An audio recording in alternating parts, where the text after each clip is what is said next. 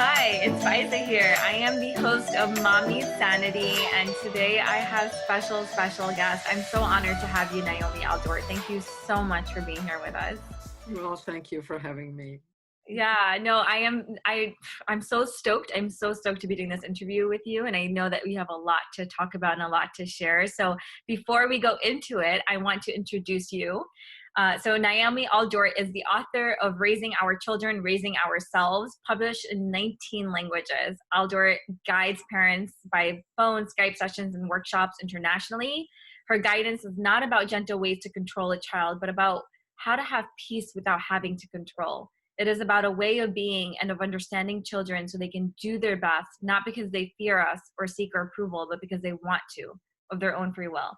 Naomi Aldor brings peace and clarity to difficult situations, as well as to ordinary parenting and family issues, from attachment parenting to optimal learning, siblings, aggression, sleep, tantrums, teens, marriage, educational choices, food, and more. And Naomi works holistically towards a peaceful and powerful parent-child relationship. Her SALVE communication, Salve Communication Formula, has been praised as providing the best of the work of Byron Katie and nonviolent communication combined and more. Thank you so much, Naomi, for bringing yourself and your expertise into this space. Wonderful. I'm happy to be here. Yeah. So and so if we could get right in, so we have a lot to talk about, and I really want to start somewhere powerful. So if we could talk about how does unresolved trauma affect us in our lives and in our parenting? Whoa, you got right to the bottom, huh? Right into it. Well, and this is true for all of us. It doesn't have to be horrifying trauma. You don't have to have been raped or hit or abused or neglected to have childhood issues that are running you. And the way it gets in the way of parenting is who is responding to the child isn't a parent, but your former child reacting to what happened to you as a child in the same situation. So instead of responding, instead of even seeing what's going on for the child, you are being a child being hurt by your memory, not knowing that you're doing that consciously. I mean, we all do that. Sometimes we don't. So we think, hey, we can be free, but without working on yourself, you can't regularly be free enough. One of the things when I work with families together in the family intensive retreats, that's when people come to my house or I go to their house. This was my voice. And get direct coaching as I see the family work, being together, and they're being here. It's like a vacation, but a lot of work. Right. They often say to me, like, how do you see this? I see the need of the child, and I say, that's because I don't have your story from your childhood. So I don't have the emotional reaction that blocks the way to see the child, especially when it's not my child. I'm sure I had my blind spots when it came to my own children. But what I've been doing and teaching is to not be triggered, to not react, but respond to the child and what's going on for her or him, rather than, how am I feeling? This is hurting me. I need to stop it. So the inner child takes over instead of the adult looking at the child.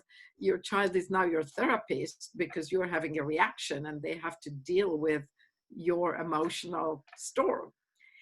So those emotional storms can be yelling, or even with gentle parents who don't yell, they do so much to stop what the child is doing. They want to stop their own pain, so they stop the child from doing what they're doing instead of understanding the behavior, understanding why the child has to do what they're doing. Not that we're going to let them hit or break or whatever they're doing, but we do let them tantrum and express feelings, by the way. So when we don't have a reaction, that's a good example. When a baby is crying, a child is crying, many parents, because of being reactive, are not actually noticing what the child is needing, even though they're trying. That's what they want, but they want to stop the crying. And that's the wrong want. That comes from that pain body, as Eckhart Tolle calls it, and not from being, and not from noticing what's going on for the child. Why does he have this tantrum? So we don't see, and we don't see the cause of the tantrum or crying or aggression, because we're busy reacting. I need to stop this. This is horrible. This is like Western medicine doing, let's kill the symptom, which is the same as let's break the red light that tells us there's no oil in the car. It's all the same thing of getting rid of the expression instead of canceling the cause of it. You need to put oil in the car, right? Not to break the red light. You need to find why the child has to hit his brother. Doesn't mean you're letting them hit, right? You may be stopping them, but not with anger. So because they need to do it. We need to find out why. We need to rearrange life such that they don't have to hit their brother, that they're not driven. So the drive can be healed in the child. And you can't do it if you're in a reaction mode of, oh no, there's hitting taking place, your memories of being hit by a big brother or whatever your story is, go into play unconsciously, and you're just getting angry at the child who hit or broke something, or trying to stop the crying, to stop the tantrum. So sibling aggression is a big one where people really fall in that pit of so those are the kind of general examples of why the traumas of childhood, and they don't have to be traumas, they can be just regular daily habit of not expressing yourself fully because your parents weren't approving of it, feeling oppressed by a big sibling or a father or a mother or a grandmother, or what will my mother said, having to have good grades, having to say please and thank you. All kinds of, it could be little things that look like normal parenting. And yet a child is coming and those reactions were being triggered instead of being present to what the child is doing or needing. Absolutely. Yeah. And I think so that's what I was gonna say was, it sounds like when we're reacting, we're trying to take care of our own needs versus listening to the needs of the child and really being curious about the behavior itself and what's happening. That's beautifully said, but when you say it this way, most parents are going to shrivel away because they are sure that they are paying attention to the child. Okay. Part of the trigger is an illusion that I'm teaching the child.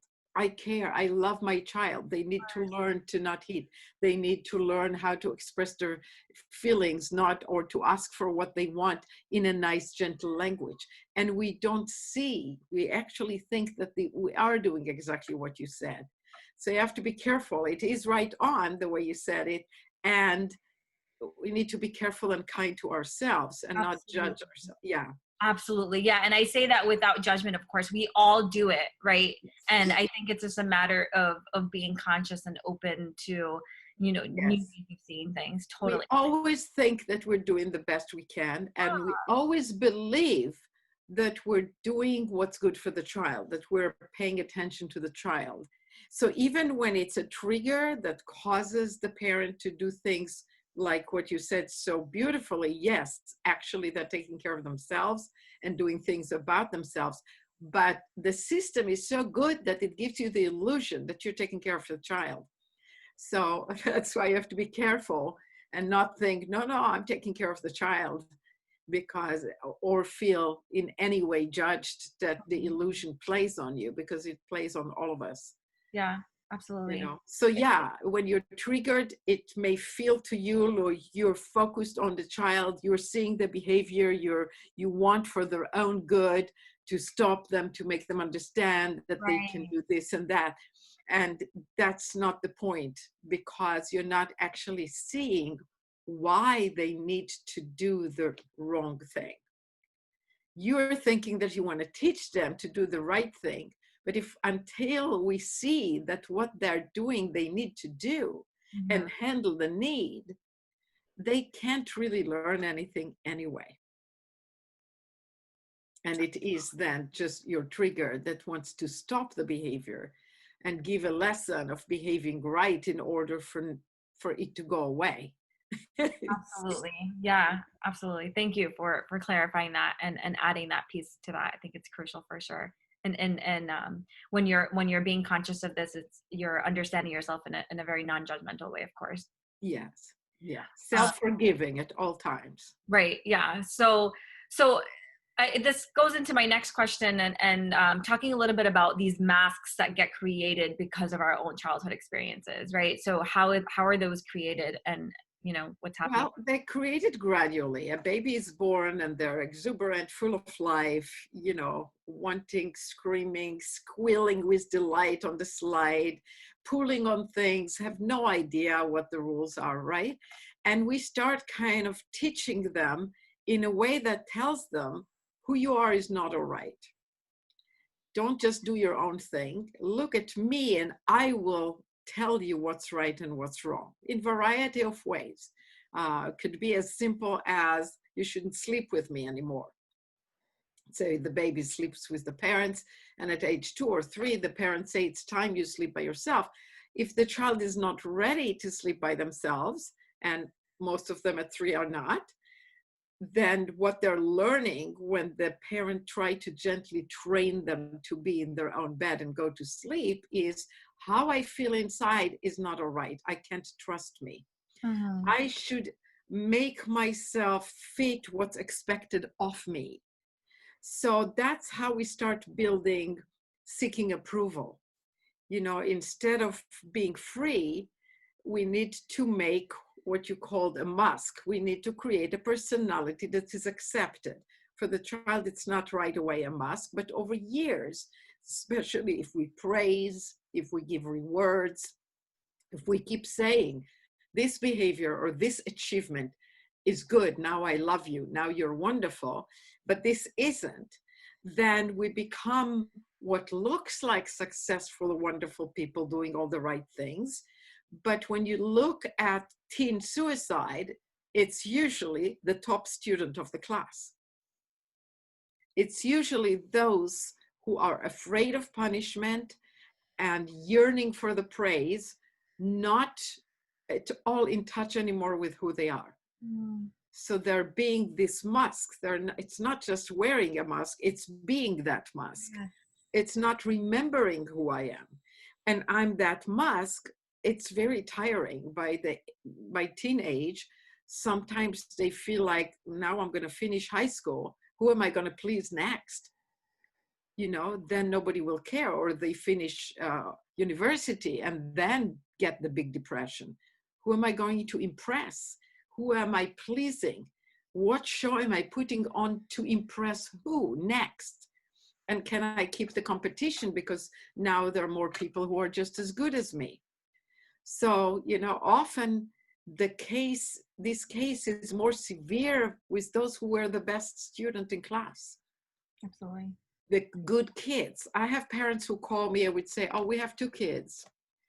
And I want to talk about the young one. He is a big problem. The older one is just fine. He's a good student. He does what he's told, blah, blah, blah. And I say, let's talk about the old one. I'm not worried about the young one. Not that I don't talk about the young one. No. I see what you're saying. But I'm saying it just to make a point now. So we talk about the young one and the behavior, but I'm usually happy that the young one is rebelling and claiming themselves. I'm worried about the good girl and good boy who are doing all that's asked of them, being the best, because I want to be sure that if they're doing authentically, or that they're doing it not as a mask. Yeah, they may have the talent, but are they actually being themselves enthusiastically? Are they getting up in the morning? I can't wait, practicing my violin or doing my sport or studying for those tests. I so love my biology tests. I can't wait for it. It's not like that. So if they're doing it in order to please and to get the good grades and to impress and to be the best, I'm very worried about them, because that is what ends up later being more serious problems. And that's the masks you're talking about. Because by the time the young person is an adult, unfortunately, most of the time they don't even know they have a mask. They have become their mask. They have become that personality. They're doing what expected of them. And if they're successful, it's reinforced. They're saying, God, I'm doing everything right. I'm making a lot of money. I have a good job, or I'm a good student in university, and all that exuberance that we had as a 2-year-old turned into a temporary being pleased with yourself when you get the good grade, when you get the trophy, when you get the good salary or the good position.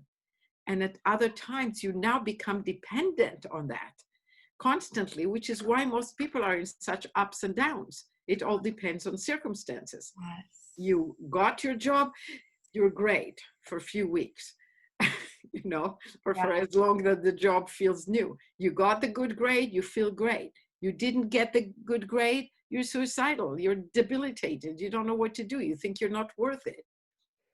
And people bring that pain also into the relationship.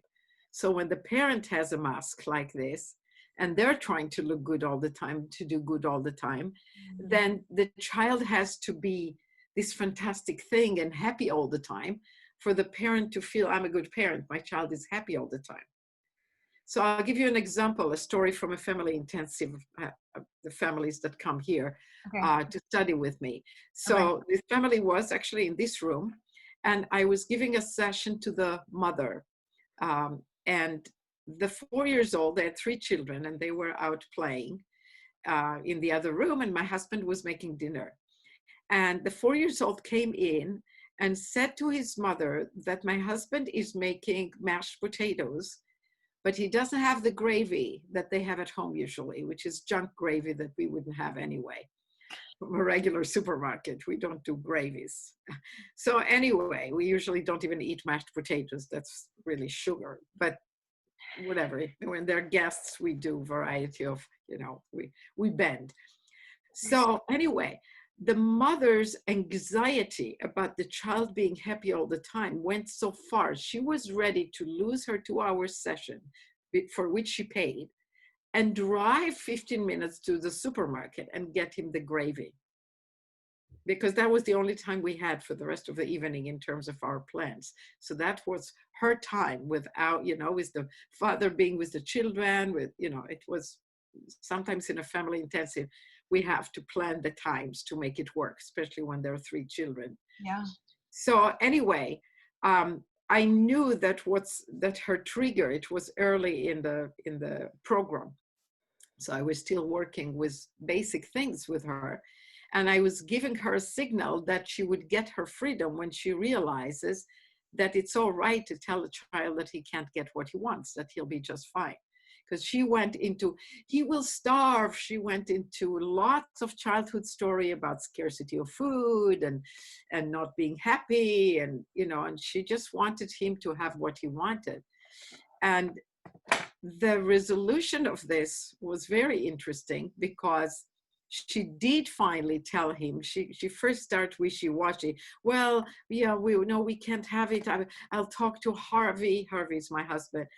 And I said, no, we're not getting this gravy. And you go back to play. Mommy is having a session.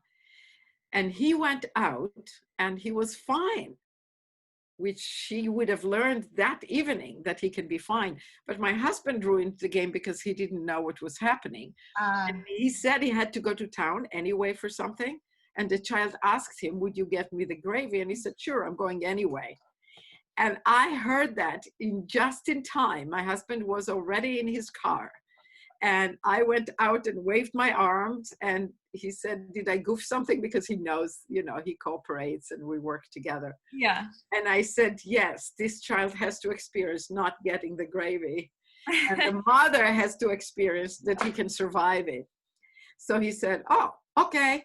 And he went back in. The kids were playing in the playroom, and he said to the boy, actually, we don't do this kind of gravy. I'm not getting it. Bye. And he left. He didn't wait for a response. the mother felt right back, was triggered right back. So it shows you how hard it is to break that. That was just the early days of her 5 days event. Yeah. And when the child came out and started tantruming and melting down and laying on the floor, she went on the floor with him. Oh no, Harvey is so cruel, and played the victim blame game, which is the most, it's like, as a society, if we could stop blaming anyone, there'll be peace on earth. And if we could stop defending our position when Yeah. somebody blames us, well, be peace on earth. It's the blame game, both sides of it, the receiving and the blaming, the active. That's where war starts. Yeah. That's where division and struggle and discontent and crime and aggression, everything starts there. So the mother and the boy were on the floor doing, because she was triggered, and the boy was triggered and mother encouraged it. She was with him. I call it the parent drowns with the child. Child is drowning, a parent is not staying on the shore pulling him out, but getting into the water and drowning together. Okay. And I was trying to start talking to the father about what to do so we can break this, because she wouldn't listen to anybody at that point. And all of a sudden, the 10 years old girl, she had the solution. She understood what was happening. She heard me talking to the father. And she came over to the 4 years old and say, come on, let's play football. In a voice of enthusiasm, about the game, without any relationship to anything. And the boy got up and went playing. And I asked, and then the father went and played with them. The mother had her session. And I asked him later what happened in the playroom. And he said, well, the child was just fine. One time he said to me, Harvey is not getting the gravy, thinking that he'll get out of the father what he gets out of the mother. But the father understood what I told him, and he said, yeah, I know, he's not getting it, and kept playing football. And he said the child accepted it. So the next session she had in the morning, the child again came in and tried to do the same thing. And when she just told him, we're not doing this now, he walked out peacefully, and she looked at me and her jaw dropped. She said, so I can say no to him. He can handle not getting his way. And I'm not saying not to be generous and give children what they want and have life goes their way. Understand why. This was about someone else, and sometimes things, are what they are. You don't get exactly what you want. This is not the time. She told him, I'm having a session now. I'll talk to you later. And she said it in a way where there was none of the fear, oh no, he'll be unhappy. Actually, initially he threw a pillow. He did a little what I teach as a power game, one of the techniques that I teach to deal with the child's emotion. Well, it was very short. So she played the power game with him a little bit, and he just threw the pillow and walked off and was happy, and there was no problem. And she was blown away. And that's the difference between being triggered. And it's the same thing on the other side. When you're not triggered, you don't see a problem, and you're just kind. And you can be a lot more generous. Absolutely. I love the work that you're doing with these families. And what you said something that I had a question or clarification, right? So when you talked about the drowning with the child, how do you differentiate between wanting to support the child and then drowning with them? What are the differences, and how do you see that? Give me an example of you're supporting the child. I think if we are specific, I'll be able to answer it better. Okay, yeah, sure. So, say that, the child's having their tantrum and whatever's going on, and supporting the child, you are, you're wanting to understand what you're having a conversation, you're having a dialogue, you're saying, what's going on for you? How are you feeling right now? What's coming up for you? And just allowing you to support this child and understanding what's happening for them. And that's not drowning with him. Right. Okay. And yes, so drowning. But even that, if the child is in a full-fledged tantrum, you say nothing. Yeah. When you say something, it's because you want the tantrum to come to an end. Let the tantrum be as long as it needs to be. Be there and be loving and kind in terms of your energy and your presence. Or don't be there if the child says, go away. Nice. Okay. Depends on your relationship with the child. Some children don't believe you that you're really present and loving until you learn to be. So that means you still have to work on yourself. Your presence is not supportive. And you go away, and the child will come to you eventually. And then I teach parents to the magic words. You know, the mainstream magic words is please and thank you. Grandma gives you a gift. What's the magic words? Right. Thank you, Grandma. No, I have totally different magic words. Yeah. Magic words, tell me more about it. I hate you, Mom. Tell me more. What do you hate the most? So let the tantrum continue, if anything. So what you want when the tantrum stops is ask, is there anything else you want to tell me? Are you done? Do you need something? How, you know, and they'll tell you. Because the moment you open the door, if they believe you and if you're sincere, they'll tell you. So it's not really, the word is not for me support, but love. When you actually love, you have to love yourself, of course, and you just be kind and loving, interested, like what you said before, curious, what's going on for you? Tell me more about it. Then when they're done with the crying, you tell them, tell me more. How are you feeling? Are you sure? Are you done? Is there anything else you want to express?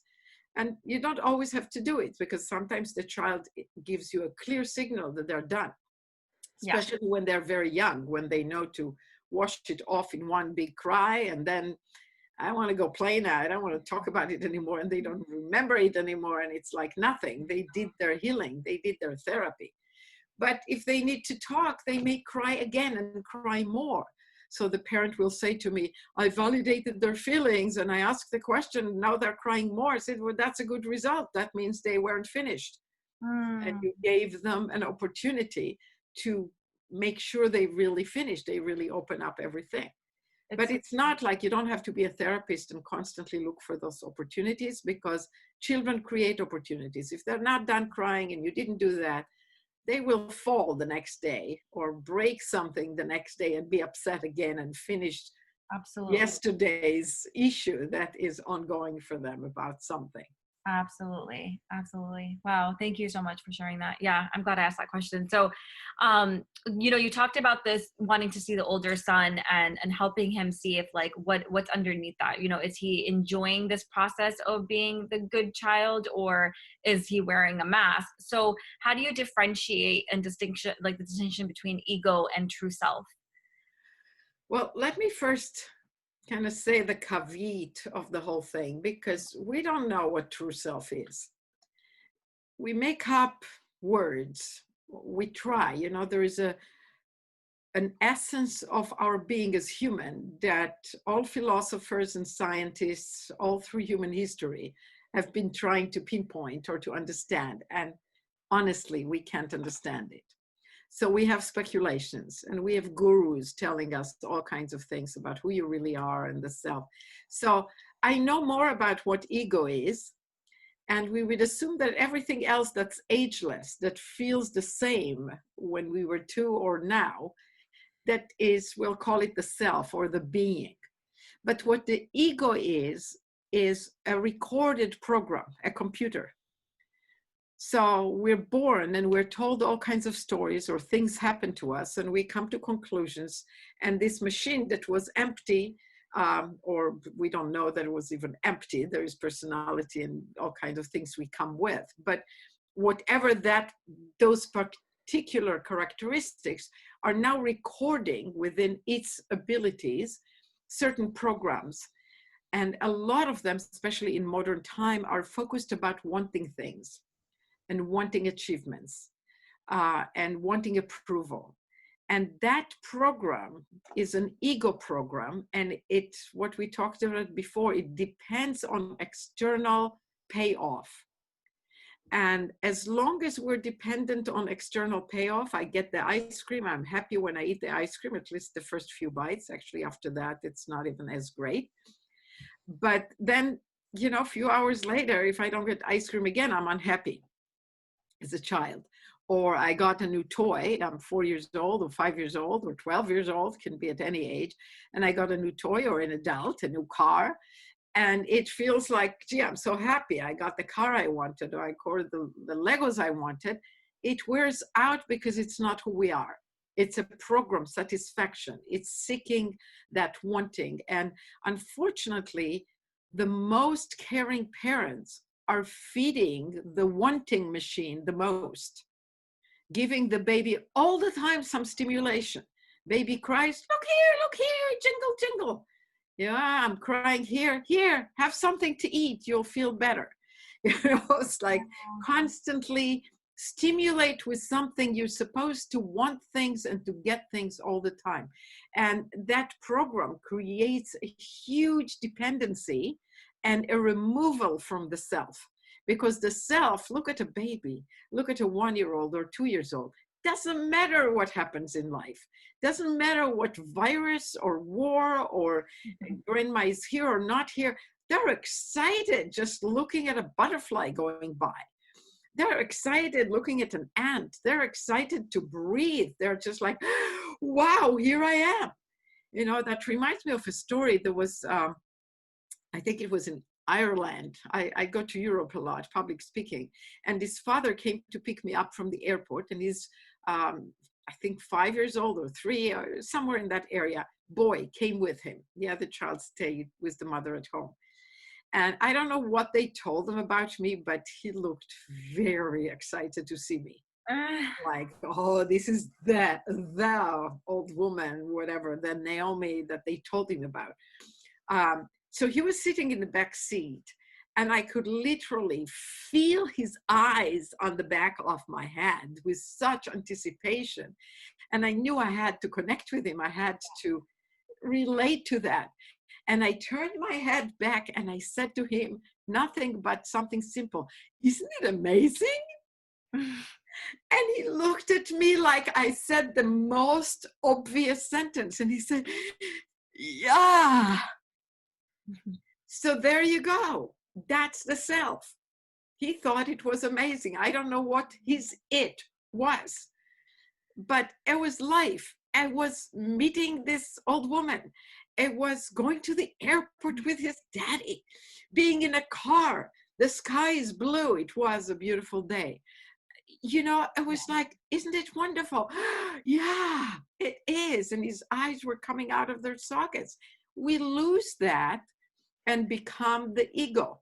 Identify. It's all right to have thoughts, but when we think that's who I am, the thought, I want this, I have to have this, that's how strife in marriage starts. I need it this way, I need it this way. No, you don't need anything, not any of these things. If you were 4 years old in the backseat of a car picking up an old lady from the airport, you'd be just excited. You wouldn't need your seat to be comfortable or your belly to be full or the window to be open or closed. None of this would matter. So I think that's, you know, the external rewards, yet humans hooked on external rewards and lose the being.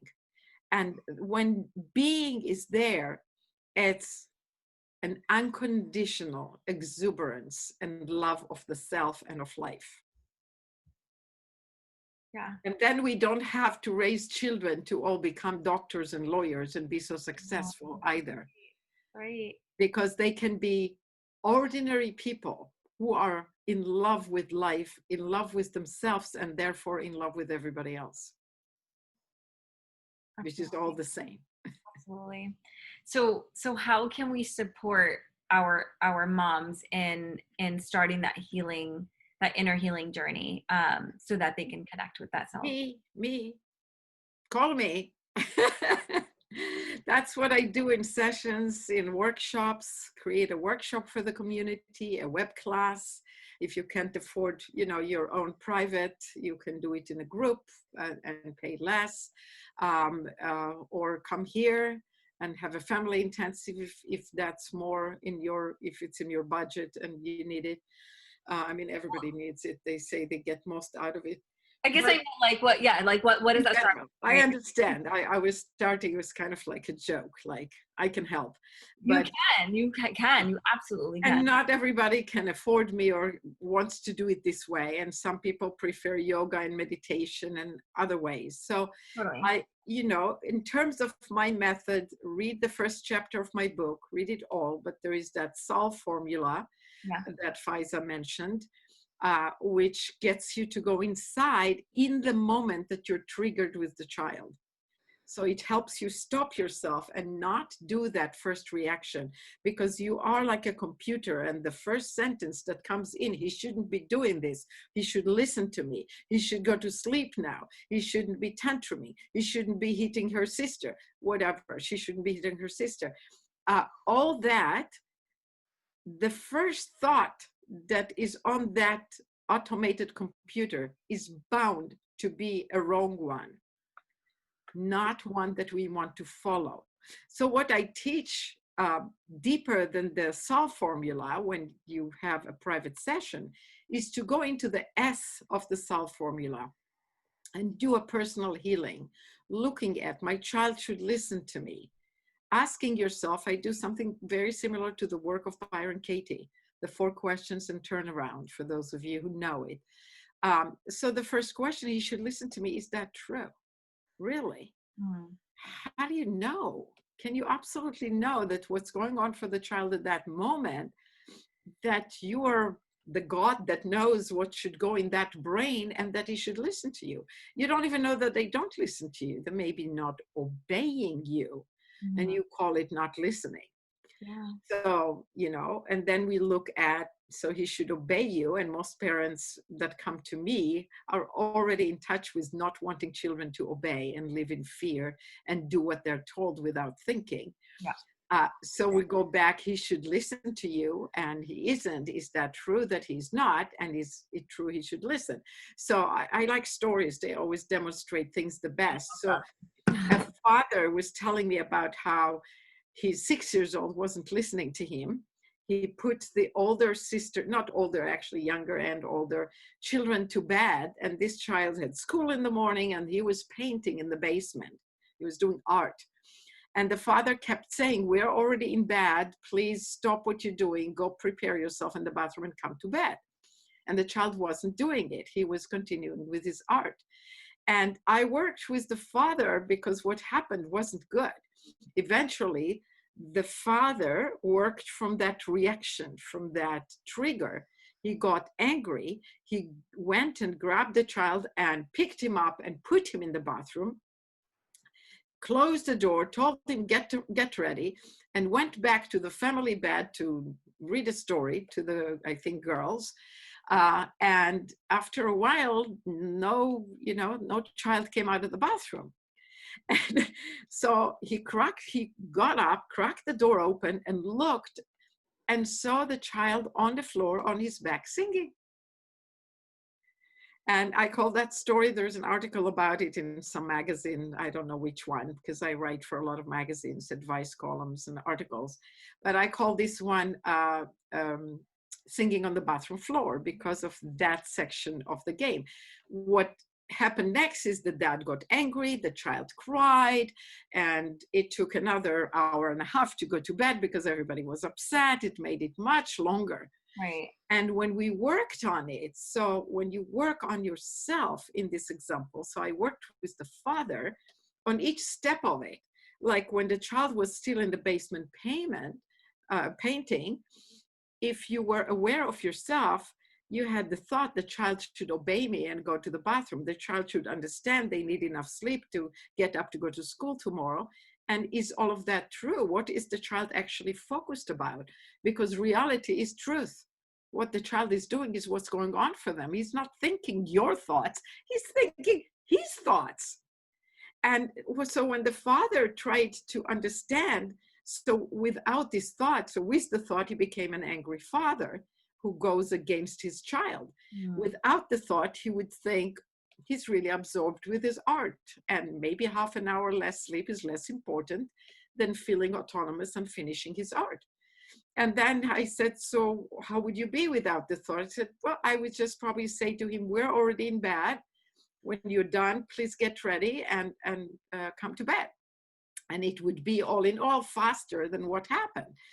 And Mhm. then we did the work. So there was the turnaround part. He should paint as much as you want. He shouldn't listen to me. I should listen to him, as in pay attention to what's going on for him and notice that he's busy. You know, we wouldn't do it to an adult. We wouldn't say, hey, time to bed now, when an adult is doing emails and want to finish. We Yeah, would tell them, we're going to bed, but you know, your room is here, it's all set. When you're yeah, done, you know. So it's the same thing, respect. This is not at anybody's expense. And if he's a little tired the next day in school, I mean, he ended up more tired with the way it was. right. And they learn from being tired. And then I asked the father, okay, and once you came and saw him singing in the bathroom, and I know we don't have enough time, so I won't go through the whole work that we did, but the result was realizing the child was so upset with his father about interrupting him, very disrespectful, and Mhm. carrying his body without permission and Mhm. putting him in the bathroom. He needed some healing. And he did his self-healing. He laid on the floor and sang himself. He did his own putting to bed, calm down lullabies. What a great boy. What so much to learn from him. So when the father realized it, after we did the questions and the self-exploration, and I said at the end, so with that mind, what would you have done in that stage of the game? And he said, I would have joined him singing. And then I suggested that he may not have liked that, kind of like you're stealing his show. Yeah, It was kind of a cute idea, yeah, but he could see that that may have not been. And he said, I would quietly close the door and leave him alone so he can finish his therapy. yeah. Self-therapy. And then the child would have come to bed all loving and quiet, and then the father would have probably apologized for interrupting, but the child by them has forgiven. So the child would have said, yeah, it's fine, I'm feeling fine now, I'll finish it tomorrow, because he would have, you know, finished his singing and his self-healing on the bathroom floor. Or he would have said, yeah, I was really upset with you, and they would have finished it lovingly. Yeah. So that's the kind of work that I do in my sessions, and that I recommend for people to learn, and then they can do it on their own, Absolutely. and to learn from the child and to join the child's joy, if it's not interrupting. In this case, I thought it may not be the time to join the specific thing, but many times children are very exuberant and we try to shut them down. And I say, just join them, or go to another room if you can't stand the noise, because children are just full of life and we don't need to dump that. We want to Mm. either join it or let it be if we can't join it. I love that. You know, it's really important because when we're talking about this awareness of this inner healing, the work that we're doing within ourselves, it's really giving ourselves the opportunity to raise our children so that they can experience the empowerment and like a healthy healing journey for themselves. Right. Yeah. Exactly. So we and but when you say that, I always have some Yeah, at the contra- end. Please add the end. Yeah, there's so much.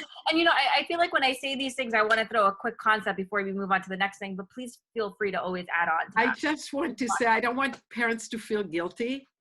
Yeah, we There's go. no one turns out perfect. There's no No. perfect parent, doesn't exist. So keep making mistakes, Yes. and your children will keep accumulating issues to work on, just like you have issues to work on for your parents, because that's the cycle. We get the pain body of our parents, and they do what they do. But if you want to minimize it, then grow with your children, which is the title of my book, Raising Our Children, Raising Ourselves. So raise yourself with your children, respect them as equals, but not as capable, so that you need to take care of them. Just like we see a blind person, we don't disrespect them or think them of not equal, but we still have to do things for them, or a person in a wheelchair. Yeah. So we're equal, we're not the same. And as parents, we're the leaders, but not the controllers.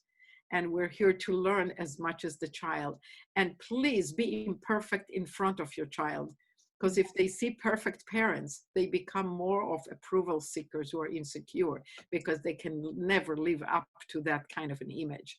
So make your mistakes, talk about them out loud, fix them out loud, do your healing process, unless it's, you know, you were molested as a child or something, don't do your healing process in front of your child. But if it's something on the spot and you say, you know, when you did this and when you sprayed the water over your sister, my mind went into this rage and I wanted to stop you and everything, but I stopped myself and I thought about it. And many parents, you know, the children know about their sessions with Naomi. So after a while, they say, take your time. Naomi said, just wait and think about it and do the work, you know. Do the work, yeah. So signs about the house, you know, question your thinking, take your time. Don't say the first thing that comes to your mind, because generally it's going to be the wrong thing unless you feel really loving. Yeah, it's so important to remind so forgive yourself, and your children are not going to turn out perfect. Forget about it. That wasn't born yet, the perfect unharmed human being. It's part of the program. We have to work on ourselves. That's with whatever happens. Yeah, thank you for bringing that up and reminding us that, you know, these breakdowns that we have, it's really an opportunity to grow with our child. Take that as an opportunity to keep evolving with them, you know, and to show them that you're still working as well. So thank you. So we were talking about some concepts, and I just want to quickly go back as we can, so that we can help us understand what reparenting looks like, right? Like, how do we know if we need reparenting, and what is that? Well, if you're a human being on planet Earth, you need it. Because of what I just said. It's perfect. Your question is in perfect connection to what I just said. So no matter how wonderful a childhood we had, you know, I speak in front of big audiences, and I often start my talk with, how many of you had perfect parents? And then nobody raises their hand. And then I say, and how many of you turned out perfect? And nobody raises their hand. Every once in a while, one, always a man, I don't know why, haven't looked into that, raises their hand about having perfect parents. And I tell them, that's all right. We'll see at the end of the session if you still say that. Because that too becomes, you know, it's like some of them become devoted to this, I have to be the better one and different than everybody else, better than everyone. And I am the only one in the world that had these perfect parents, and not willing to see any faults in their parents is not healthy either. Yeah. So I like that my kids criticize me a lot. And they definitely take the liberty of doing that. and I know that a lot of their friends don't, but one of them told me once, well, you raised us free to self-express and to criticize, you know, whatever we see. Yeah. So I said, well, that's a compliment. He said, yes, it is. So that freedom of self-expression. So everybody needs it, because no matter how wonderful parents we had, there's twists. You know, we all carry some issues, and we could very nicely and lovingly pass on to a child all kind of little handicaps that get in the way. There is always some grist for the mill of our growth. There is always more emotional freedom. Are you really free to be, with no concern what others would say? Are you loving yourself so completely that you're just really free to love others? And when you love yourself so completely, you would fall in love with every human being and animal and plant in front of your face. That's how you know that you're totally loving. You're loving first completely of yourself, without thinking that it's egotistical, because it's not ego. It's about unconditional love. It's about universal connection and consciousness. And then you're free. You're not busy, will they like me or not? You're so confident in yourself as a result of it, that the other person shows up as the miracle that a mother's face shows up for the child, or a father's face. You know, how a baby looks at you, and it's like, you can see in their eyes that your face is the most beautiful thing they've ever seen in their life. And that aliveness and just being there like that 4-year-old child. Yes, wow, isn't it wonderful? So we all need it. That's a long answer to who needs it. We all need it. We all have things to work on. So when somebody says, I don't need it, that's what they need to work on. The need to be the one who doesn't need it is a big thing to work on. Yeah. So definitely, you know, not a true dismissal. Yeah. So, and if you get a reaction, if you're ever angry at someone, must get your way, being sure that you're right and the others are wrong, whether in the home or politically or in any way. And that's the end of war, when we understand that nobody is in the wrong. Everybody believes their own thoughts, and everybody believes their thoughts are the right ones. And the only way to create connection is to talk about this and to create a connection. Oh, those are your thoughts, and that's what you see in it. And this is what you need. That's different than what I need, and just as valid. So it's when things don't go our way that we see where the need is. So if my need is to show that I don't need to work on myself, oh, that would show up in lots of situations. So when the partner of such a person tells them something in parenting that they wish they didn't say this to the child, no, but there is nothing to correct in me, is going to show up its ugly head. And that's when the trigger, even if he succeeds, he or she succeeds to hide it and pretend of, oh, I accept all criticism, sure, I understand. But look inside what's going on in you. Are you really accepting it, or are you putting your mask on of the person who accepts criticism with grace and learns everything? So we all need reparenting. And we all know that we need it. And those of us who don't know, that's the part to work on. Yeah, for sure. I mean, I think it's if you depend on approval, if you are seeking anybody's opinion and approval, and it doesn't mean you don't learn from others. You learn from others even more, because when you're not afraid, if you're not seeking their approval, then your relatives tell you that your parenting is horrible. It doesn't bother you. You can fully listen to them. It's only when it threatens you and you think like, oh my God, I'll have to do what they're saying. I can't stay. I will lose my own connection to myself, or I'll lose my own opinion if I listen to this. But if you really love yourself and you're really confident and you don't depend on approval, then grandma can tell you till doomsday not to sleep with your child, or not to homeschool them, or whatever you're doing that's different, or to feed them differently. And you can listen to them. I have some mocks I do with parents, like pretend you're grandma and I'll be you. And they do the grandma or grandpa telling them why you're sleeping with them, or why don't you let them see this movie or eat this or whatever. And I show them, I be them who is peaceful. And I just listen to the grandparent and I validate their feeling. I see your way is this way. You really wish that I did it the way you like it. Oh, I see. You would like when he comes to your home that you would be able to give him Hershey bar. And the way I'm telling you, you won't be able to give him the Hershey bar. I understand. That's very disappointing. There's no threat. Doesn't matter. They can think of you anything. Think of me that I'm, you know, whatever.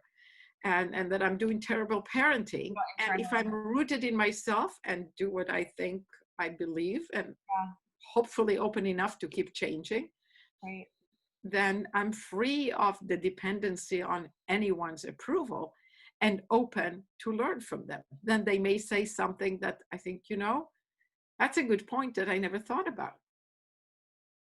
And I'm open. I'm going to look at that. I thought everything you would say would be not fitting for me, but you know, you got a point there that gets me into some new thinking. Doesn't mean I'm changing, sleeping together or homeschooling or whatever, but within what I'm doing, I may consider some changes.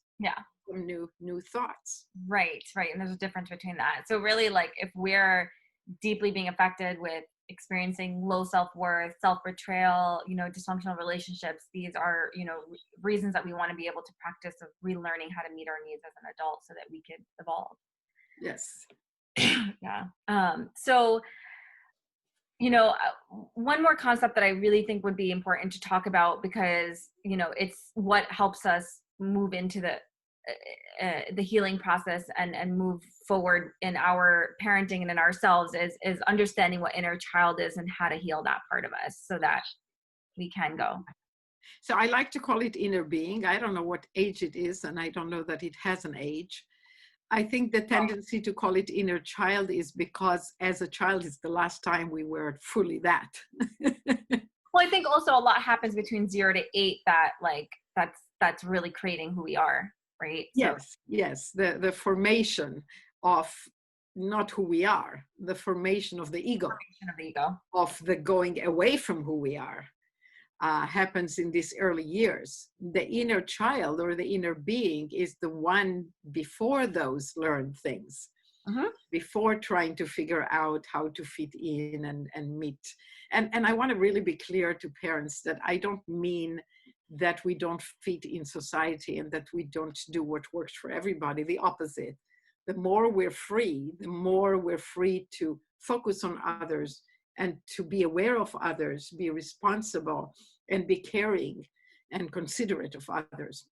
So I find families who do this way of parenting actually have the most caring and non-selfish children. Although children should be self-centered, they have to spend their childhood raising themselves. And the more they do that job, the more we will have sane adults and sane mothers, which is what we're about.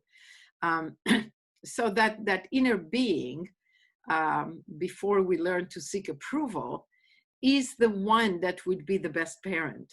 So to kind of, we can close the circle this way. Yes.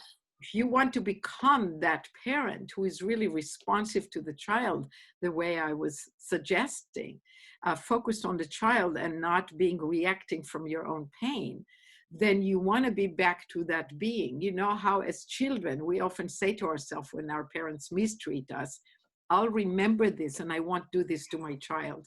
Yeah. But we don't.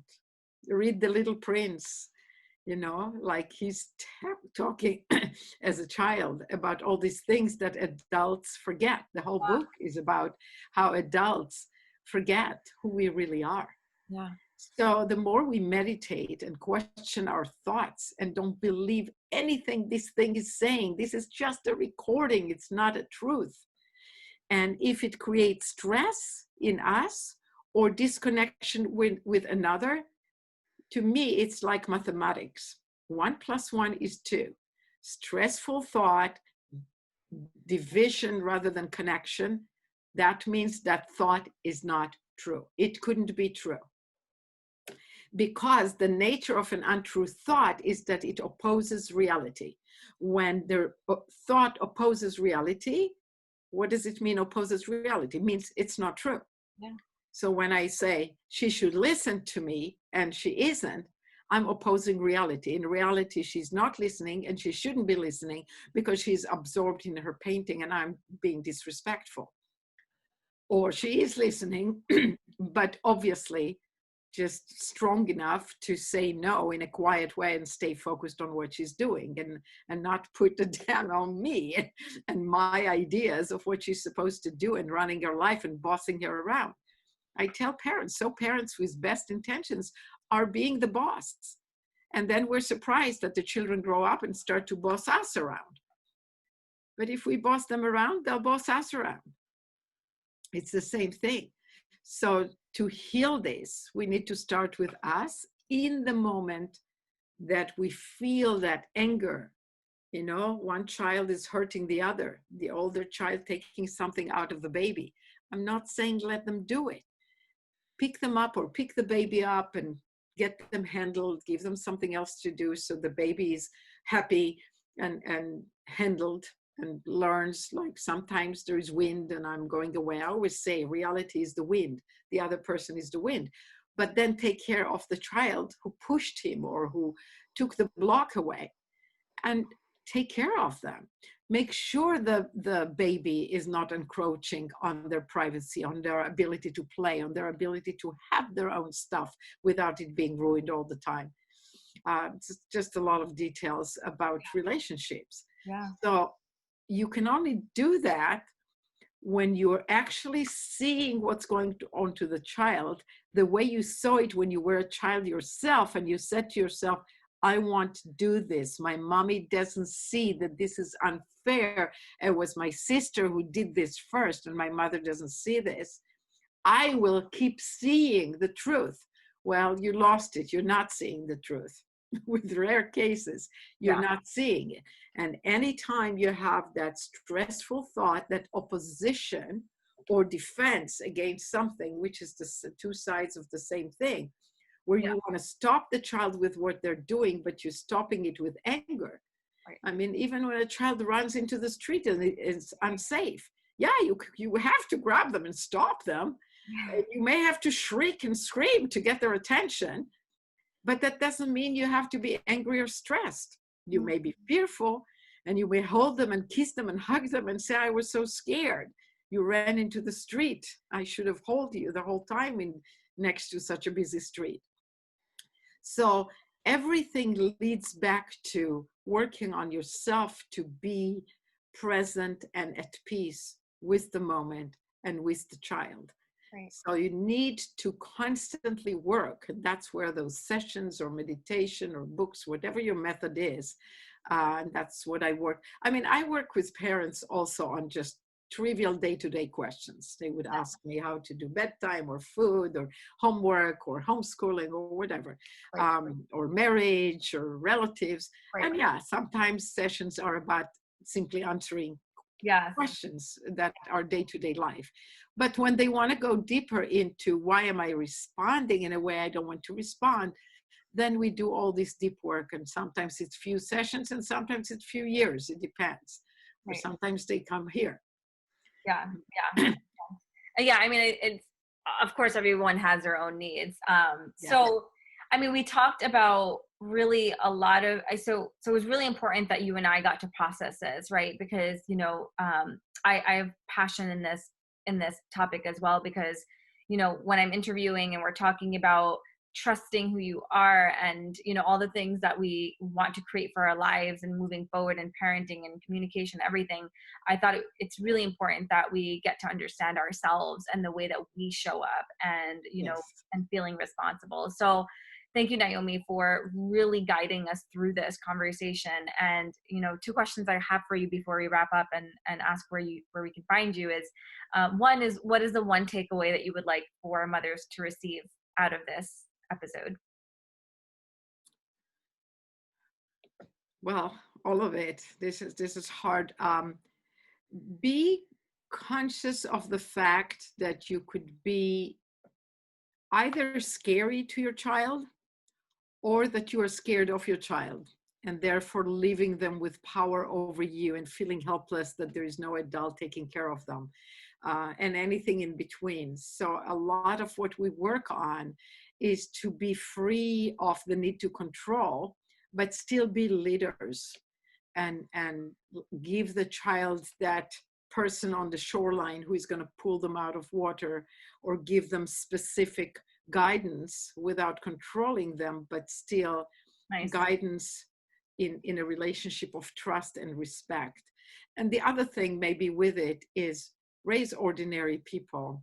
We need to stop the competition that creates so much anxiety and depression in young adults today, that everybody has to somehow become this or that profession, labeling certain profession as more dignified than others, which is just nonsense. They're all good. And focus on raising people who are fearless and who are loving of themselves and therefore free to love others and to care. Amazing. That's so powerful. Thank you. So many takeaways, but this is, another takeaway, really. And then if you went back to the time when your child came into the world, what advice would you give yourself, knowing what you know now? If I went back to the child I was? No, I'm sorry. When to the time when your child came into the world. Oh, well, I have 3 of them. And if I redid their upbringing, oh, don't get me started. I would do so many things differently. And I don't know any parent who is really honest and willing to listen to their kids would redo the way it was differently. Totally. There are lots of things that I don't regret and feel were wonderful, but there are also lots of things. I think I was scary on that paradigm of being scared or scary. Uh, I think I was a little scary, even though I never yelled or punished or anything. I think my critical being and powerful being wasn't easy to live with. Yeah. I would be more easygoing. I would be more flexible. I would get my kids to play with other kids with less fear of the bad influences, and with relatives with less fear of influences. That's just the tip of the iceberg. I can talk a lot, but remember, if I did it all over again in that way, then at the end of the route, I would again say that I would do all kinds of things differently. Of course, there's So always. we have no guarantee. Whatever we did is this way, and that's how they grew up, and that's what they're going to work on. So we don't need to have regrets. Absolutely. But it is wise to recognize our mistakes, to recognize our humanness, and to keep learning and be able to see that if we did it again, we would probably do a lot of things differently. Yeah, and to see our growth, right? Because then growth was created. Exactly. Yeah. And that's why I say that I don't guarantee to say what I said today. I may say something different tomorrow. So somebody comes to a workshop and say, Naomi, in an article from 1997, you wrote, because I've been around for 30 years. So, you know, you wrote this and that. That contradicts what you're saying now. And I say, I promise to keep contradicting.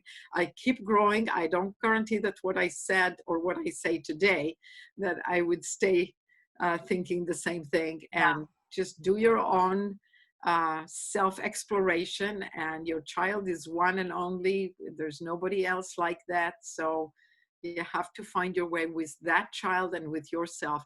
Just seek inner freedom so that you can see what's going on. Awesome. Yeah. Wow. Thank you. I love the add-ons that you have so that we can ensure that, you know, parents aren't misunderstanding this and what we're trying to say. Yes. So important. So Naomi, where can we find you? So you can find me on naomialdor.com or authenticparent.com, not parenting, authenticparent.com, authenticchild.com, all lead to the same website. It has a lot of free videos and articles and advice columns and a blog with my thoughts on everything, even political stuff, so the virus, whatever. I couldn't hold back writing about how to stay healthy. Articles and links to how to book yourself a session, some CDs that you can buy, some MP3s, MP4s that you can buy, some former web classes, amazing web classes. Nice. That you can pay as if you went to class, just a little different price, but and you can see the whole class. There are 2 hours to 4 hours classes on videos that you can get that way.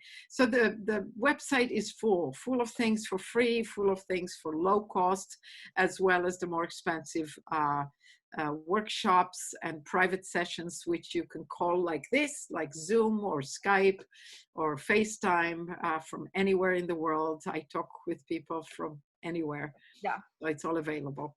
Awesome. Thank you so much for being so available and for being a part of this shift and allowing, you know, really people an opportunity to learn and grow and create peaceful, powerful parent-child relationships and peaceful and powerful lives. So thank you, Naomi, for being a part of this. And thank you to our listeners for being willing to get to know themselves a little bit more and being conscious of what's happening and what gets to change if they want to keep creating more powerful, thriving lives. So thank you.